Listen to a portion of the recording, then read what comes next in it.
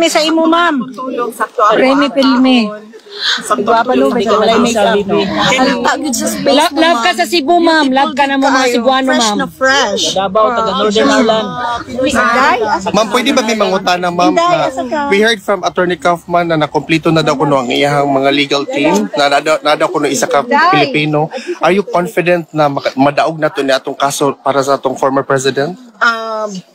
Siya na lang siguro ay mukhang pangutan. Very simple. So kay siya man ang lead counsel. Kagahapon na ako i-interview na isa ka abogada po. Nagka-okay na namin, nagkasinabot namin, okay man siya, ayaw man po. Unya, karong hapon pa, naman na ako yung meeting, kaya interview mo na mga abogado. Ma'am, laban lang yun, ma'am, ha? Dami para sa inyo. Hindi ka nag-isa, ma'am. Tika, ipaabot naman nangyari sa pakikipag-usap niyo po sa co-counsel last night po. Yes, nakausap ko kahapon. Hindi ko na lang sabihin yung mga pangalan nila, no, para hindi na hindi na sila magulo dahil mawala yung kanilang privacy at baka i-bombard sila ng mga tao ng mga tanong. Ibigay na lang natin yung pangalan ni Nicholas Kaufman and then hayaan na natin sila kung gusto nila magpakilala yung ibang mga members ng team.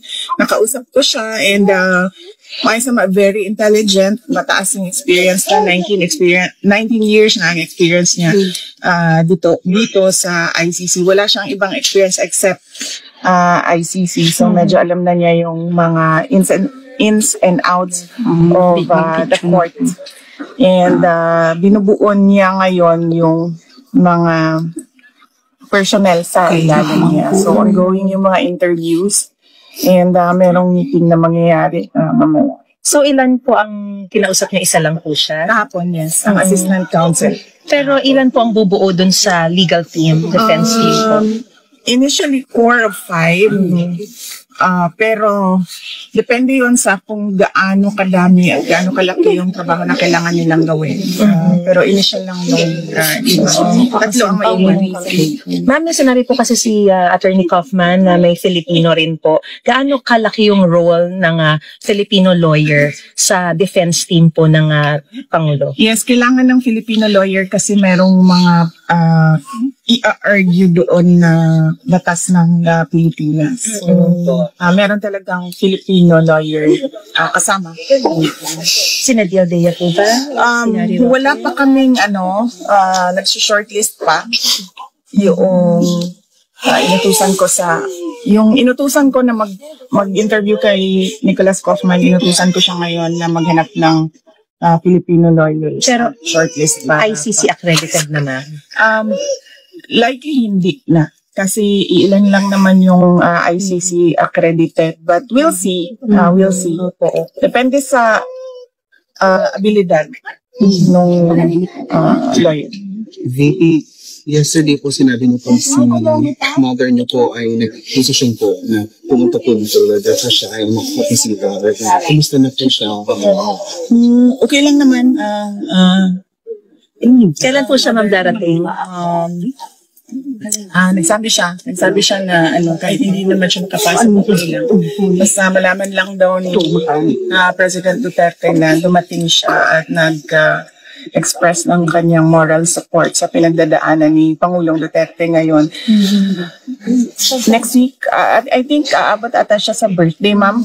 Yun ata yung target niya na makarating sa birthday. VP, may na-receive bang letter si former president aside sa Dutch couple na nagbigay sa kanya from Filipino? Hindi niya nabanggit. Kasi marami kami nag-send sa kanya. Baka, hindi ko natanong. Okay. Sige lang, tanong ko sa kanya bukas pag bisita ko sa kanya. Tatanong ko sa kanya. Hindi ko yan natanong. Actually, nagpadala din ako ng sulat kasi din. Pero bago lang yung sa akin. Kailangan din pong dumaan pa dun sa box kahit na personal niyo po siya nakikita? Bawal magdala ng kahit anong bagay doon sa loob. So dadaan po talaga doon sa usual process. Meron ito bang bagay niyo ang answer sa request? March 23. Regarding sa case 3? Ang time is 11 a.m. No? Yes, ma'am. Oo, ang time is 11 a.m. Ang venue is The Hague. Hindi ko lang alam saan exactly sa The Hague yung gathering. Just- Maliit lang naman ata. Announce naman, ma'am. Kaya lang, 6,000 lang daw po yung secret muna. That's Hindi namin inano kasi kami yung kasali kami sa pag-organize, ma'am. Secret sa atin. Pero tahig lang naman.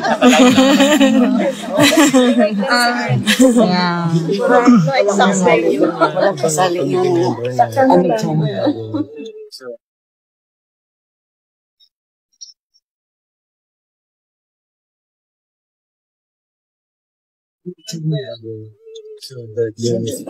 Hindi na kumubutang ang Ang atras ng balita bayan. ko, darating si Hanilet and darating si Veronica. Hindi ko lang alam buong anong dates. Exact date. Dili, sira. Sira.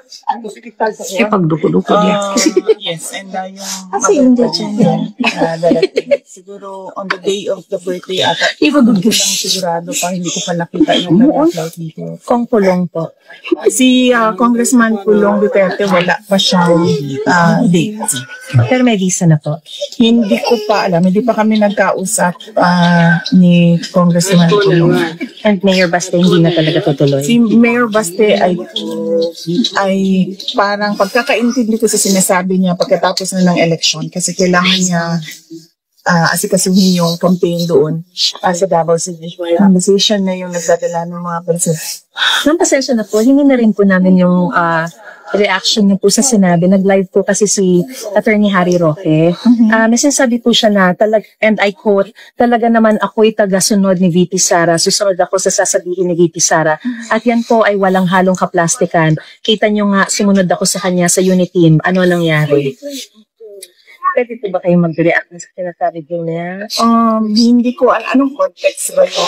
Oo nga po, baka sumusunod lang po siya sa inyo. Tapos meron din po siya sinabi kasi na minsan natatakot ako sa iyo, VP Kaya minsan may gusto kang gawin sa tingin ko, di ako sang-ayon, di ako makapagsalita. Di ko sasabihin kung ano yan, pero may dalawang bagay na ngayon lang nangyari na sumunod ako sa kanya, pero alam ko na hindi dapat. Meron siyang ganong sa live. Or napapag-usapan niyo po ba ito, ma'am? Hindi. Siguro tanong niyo na lang yung context. Correct. Kung ano yung sinasabi niya. Pero you don't wish to comment on it anymore. Kasi hindi ko alam kung ano yung konteksto ng hindi ko alam kung anong konteksto ng sinasabi niya na may dalawang pangyayari. Hindi ko alam kung ano yung dalawang pangyayari. Siguro mas maganda kung tanong natin siya kung ano yung dalawang pangyayari. Yes, ma'am. Yes, ma'am. VP, Thank you po. comment po, kasi regarding po kay Senator Bato, na meron po siyang sinabi na kung sakali pong lalabas yung warrant pa para sa kanya, mag-ano ra po siya, he will go on hiding. Meron po ba kayong comment doon? Well, yung ganyan kasi desisyon niya ng personal decision ng tao ba kung ano yung gusto niyang gawin sa mga kinakaharap niya na problema. Wala na siguro as a person kasi ang prinsipyo ko is kung saan masaya yung kaibigan ko ay kung ano yung desisyon niya, saan siya masaya, komportable doon sa kanyang mga desisyon, support na lang ako. Oh, that's true. As a friend. No? Ganun yun sa akin. So, hindi naman niya ako abogado, hindi naman ako kaparte ng kanyang grupo sa mga nag-a-advise sa kanya. So, kung yun yung personal na decision niya as a kaibigan niya, respeto niya. VP, nakausap niyo na rin po ba si E.S. Medaldea? Natanong niyo na po ba kung kamusta na po yung kalagayan niya? Bago ako bumisita dito sa detention center, bumisita ako sa Japan kay kanya procedure pero nasa hospital pa rin siya and I think darating na yung next of kin tomorrow, so that is one less worry sa akin dahil may family member na mag-asikaso sa kanya. Tama na po yung procedure. Yung po ba yung paglalagay ng stent daw? Hindi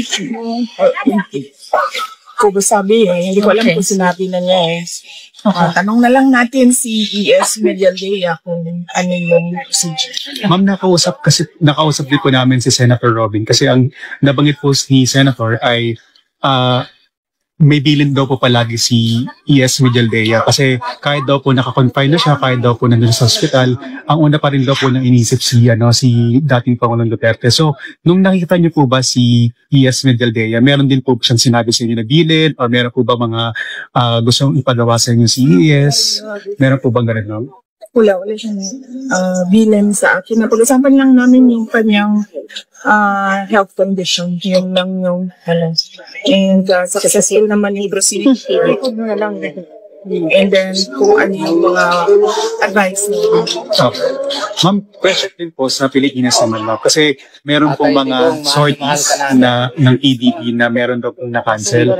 So, meron po bang impact yung absence ninyo sa Pilipinas, ma'am, dun sa ongoing po na sorties ng PDP?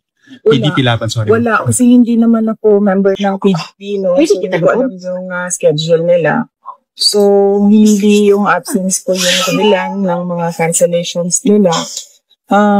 Hindi ko rin alam kung bakit yung cancellations. Dito actually, yung birthday ko ni Catherine po, nag-visit din po sa kanya na malapit yung birthday niya. O meron din po ba siyang birthday wish na na-expect parating po sa mga taga-support po? Hindi ko pa siya natanong kasi magkikita pa rin naman na kami bukas next week, no, bago mag-birthday. Pero hinulog ko na yung birthday card ko just to make sure na make sure na makaabot siya before March 28 or March 27. So, tatanong ko siya kung ano yung thoughts niya about his birthday. Tsaka po, BP, kasi di ba first week po since ng pre-trial hearing po last week, di ba? So, nabanggit po ba rin niya yun sa inyo na parang ano ang kanyang mood or feeling? Kasi since 1 week since nang magpakita po siya via Zoom, live stream dun sa court. Wala naman. Kanina lang sinasabihan siya ng doktor na kung pwede ay maglakad siya more. And then, sabi ko sa kanya na baka pwede na siyang mag-request na maglakad sa labas, yung allowed sa kanila na maglakad sa labas. Sabi naman yung doctor na pwede na siya mag-request ng ganun siya, security. And then, sinabihan namin siya, niremind namin siya na kung pwede, mag-start na siya ng exercise niya. VP, may reaction ba si former President sa overwhelming support ng mga Pilipino all over the world sa nangyari sa kanya? Sinabi lang niya that the country will get worse and worse, sabi niya. Dahil clearly daw fractured yung governance sa ating bansa and disgruntled yung mga tao. So that's what he said. Worse and worse and fractured governance and disgruntled. Parang yung sinabi niyo po, VP, na kahapon na mag-uusap po kayo ng mga Dabawenyo para mag-plan kung ano po yung gagawin para mapauwi na si Presidente. Kailan po yung mangyayari? Pag nandun na po ba kayo or meron na kayong mga initial talks right now while you're still here para maplano na po? Wala pa. Iwan ko na lang.